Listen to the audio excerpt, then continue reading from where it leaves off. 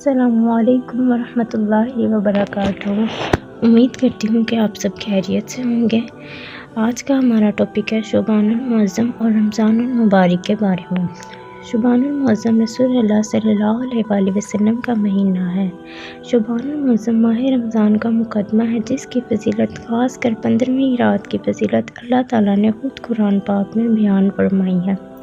حامیم والکتاب المبین انا انزلناہ فی لیلۃ مبارکۃ انا کنا منذرین فیہا یفرق کل امر حکیم امرا من عندنا انا کنا مرسلین۔ حامیم، قسم ہے واضح کتاب کی، بے شک ہم نے اسے اس مبارک رات لیلۃ القدر میں نازل کیا۔ بے شک ہم ہی ڈرانے والے ہیں۔ اسی رات میں ہر حکیمانہ معاملہ ہمارے حکم سے طے کیا جاتا ہے۔ بے شک ہم ہی رسول بھیجنے والے ہیں۔ حضرت حکیم العلامت تھانوی رحمۃ اللہ علیہ فرماتے ہیں کہ حق تعالیٰ ارشاد فرماتے ہیں کہ ہم نے اس کتاب کو برکت والی کتاب میں نازل کیا ہے۔ ایک قول کے مطابق اس کی تفسیر 15ویں شعبان کی رات ہے، لیکن اگر یہ تفسیر ثابت نہ بھی ہو تب بھی اس رات کی فضیلت کچھ اس آیت کے موقوف نہیں، احادیث مبارکہ سے بھی اس کی فضیلت ثابت ہوتی ہے۔ اب کچھ لوگ کہتے ہیں کہ قرآن پاک میں تو اس کے بارے میں بتایا ہی نہیں گیا ہے، لیکن احادیث مبارکہ سے اس کی فضیلت جو ہے خاص طور پر واضح ہے۔ حدیث شریف شعبان بابرکت مہینہ حضرت انس رضی اللہ تعالیٰ عنہ سے روایت ہے کہ جب رجب کا مہینہ شروع ہوتا تو نبی صلی اللہ علیہ وآلہ وسلم یہ دعا فرمایا کرتے تھے: اے اللہ، ہمارے لیے رجب اور شعبان کے مہینوں میں برکت عطا فرما اور ہمیں رمضان کے مہینے تک پہنچا دیجیے۔ یہ دعا وہ دعا ہے جو آپ صلی اللہ علیہ وآلہ وسلم شعبان کے مہینے میں پڑھا کرتے تھے، دعا مانگا کرتے تھے، یعنی ان مہینوں میں ہماری اطاعت و عبادت میں برکت عطا فرما اور ہماری عمر لمبی کر، رمضان تک پہنچا تاکہ رمضان کے اعمال، روزہ اور تراویح وغیرہ کی سعادت حاصل کر سکیں۔ اس حدیث سے صاف طور پر معلوم ہوا ہے کہ حضور صلی اللہ علیہ وآلہ وسلم نے رجب اور شعبان کے مہینوں میں برکت ہونے کی دعا فرمائی ہے، یعنی یہ جو مہینے یہ عبادت والے ہیں، ان میں جتنی عبادت کی جائے اتنی کم ہے۔ حضور صلی اللہ علیہ وآلہ وسلم کے اس ارشاد سے شعبان کے مہینے کا برکت والا ہونا ظاہر ہوا۔ ایک روایت میں حضور صلی اللہ علیہ وآلہ وسلم کے یہ الفاظ منقول ہیں۔ اب وہ الفاظ کون سے ہیں؟ آپ صلی اللہ علیہ وآلہ وسلم فرماتے ہیں کہ جو رمضان المبارک کا مہینہ ہے وہ اللہ تعالیٰ کا مہینہ ہے اور شعبان کا مہینہ میرا مہینہ ہے۔ یہ الفاظ آپ صلی اللہ علیہ وآلہ وسلم نے بیان فرمائے ہیں۔ شعبان پاک کرنے والا ہے اور رمضان گناہوں کو معاف کرنے والا مہینہ ہے۔ شعبان کے مہینے کی نسبت حضور صلی اللہ علیہ وآلہ وسلم نے اپنی طرف اور رمضان کے مہینے کی نسبت اللہ تعالیٰ کی طرف فرمائی ہے، اور یہ ظاہر ہے کہ ہر چیز کو اس کی نسبت کی وجہ سے مقام اور مرتبہ حاصل ہوتا ہے۔ جو کہ آپ صلی اللہ علیہ وسلم نے شعبان کے مہینے کی نسبت اپنی طرف اور رمضان کے مہینے کی نسبت اللہ تعالیٰ کی طرف فرمائی ہے۔ شعبان کے اعمال مسنون و مستحب ہیں، مثلاً اس میں روزے رکھنا اور شب برات کی عبادت کرنا وغیرہ، اور سنت کی نسبت حضور صلی اللہ علیہ وسلم کی طرف ہوتی ہے، اور رمضان کے روزے فرض ہیں اور فرض کی نسبت اللہ تعالیٰ کی طرف ہوتی ہے۔ دو چیزیں بتائی گئی ہیں، فرض کی نسبت اللہ تعالیٰ کی طرف ہے اور سنت کی نسبت حضرت محمد صلی اللہ علیہ وسلم کی طرف ہے۔ شعبان میں حضور صلی اللہ علیہ وسلم کے نقش قدم پر چلتے ہوئے توبہ اور نیک اعمال کے ذریعے سے ایک مسلمان گناہوں سے پاک ہو کر رمضان المبارک کی تیاری کرتا ہے۔ کس مہینے میں تیاری کرتا ہے؟ شعبان کے مہینے میں، اور پھر رمضان المبارک میں روزوں اور اللہ تعالیٰ کے دوسرے احکام کے ذریعے گناہوں کا کفارہ کر لیتا ہے۔ شعبان کے مہینوں کو اللہ تعالیٰ نے بہت قبولیت اور اہمیت عطا فرمائی ہے۔ کسی بھی مہینے میں فضیلت حاصل کرنے کی اصل وجہ اللہ تعالیٰ کی خاص تجلیات کا اس میں موجود ہونا ہے، لیکن بعض دوسری وجوہات اس عالی درجے میں فضیلت کا سبب بن جاتی ہیں۔ اس میں آپ کو 4 باتیں بھی تقریر کر دی گئی ہیں شعبان اور رمضان کے بارے میں۔ اب حضور صلی اللہ علیہ وسلم نے اس مہینے میں برکت کی دعا فرمائی۔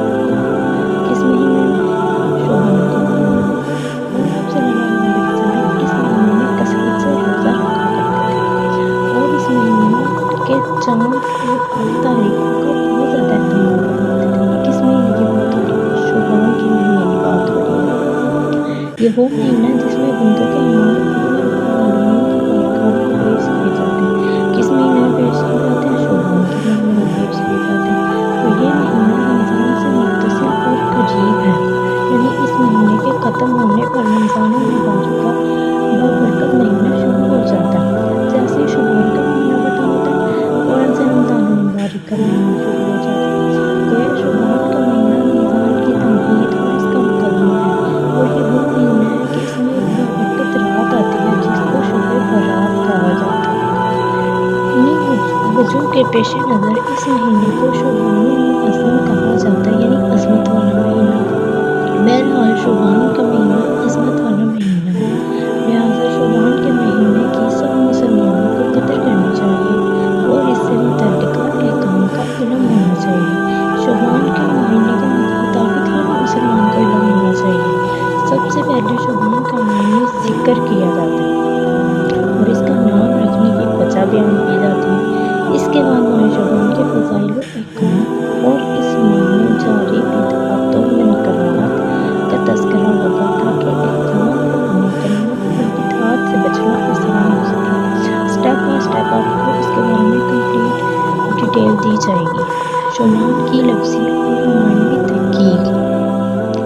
شعبان جو ہے وہ عربی کا لفظ ہے، اس میں شین پر زبر اور عین پر جزم ہے، اور اس کے معنی ہے پھیلانا اور شاخ در شاخ ہونا۔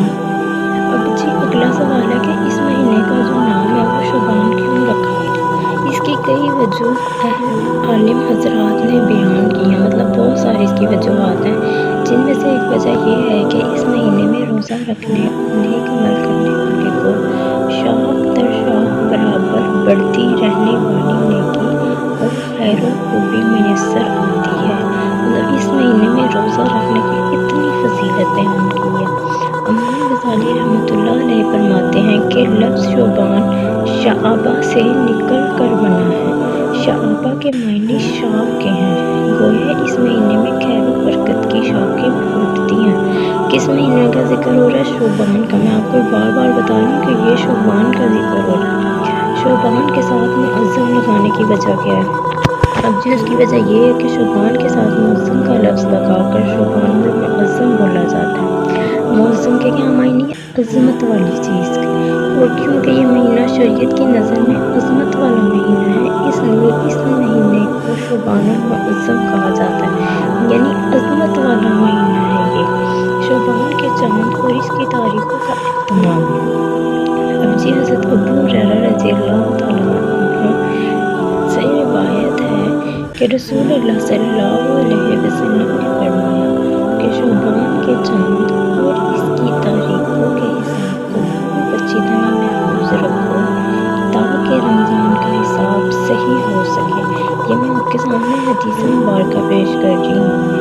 مطلب یہ ہے اس حدیث کا کہ رمضان کی خاطر شعبان کا چاند دیکھنے اور اس کی تاریخیں یاد رکھنے کی بھی خاص فکر اور خاص اہتمام کیا جائے، اور جب شعبان کے مہینے کے 29 دن ہو جائیں تو رمضان کا چاند دیکھنے کی پوری کوشش کی جائے۔ شعبان کی 29 تاریخ کی شام کو غروب کے وقت رمضان کا چاند دیکھنے کی کوشش کرنا واجب الکافیہ۔ اگر کوئی بھی کوشش نہ کرے تو سب گناہ گار ہوں گے۔ یعنی کہ آپ لوگوں نے جب چاند کی 29 تاریخ ہو جاتی ہے نا، رات کو آپ نے دیکھنا ہے کہ چاند نظر آتا ہے یا نہیں آتا۔ اگر نہیں آیا تو ظاہر سی بات ہے 30 تاریخ کو تو چاند نظر آ جائے گا۔ حضرت عائشہ رضی اللہ تعالیٰ عنہ سے روایت ہے کہ رسول اللہ صلی اللہ علیہ وسلم شعبان کے چاند اور اس مہینے کی تاریخیں جتنے اہتمام سے یاد رکھتے تھے، اتنے اہتمام سے کسی دوسرے مہینے کی تاریخیں یاد نہیں رکھتے تھے۔ وہ رمضان کا چاند دیکھ کر روزے رکھتے تھے، اور اگر 29 شعبان کو چاند دکھائی نہ دیتا تو 30 شعبان کے دن پورے کر کے رمضان کے روزے رکھتے تھے، کیونکہ ظاہر سی بات ہے چاند کی یا 29 تاریخ ہوتی یا 30۔ اگر 29 تاریخ کو چاند نہیں نظر آیا تو 30 کو تو آ ہی جائے گا، اور مطلب اگلے دن سے رمضان المبارک شروع۔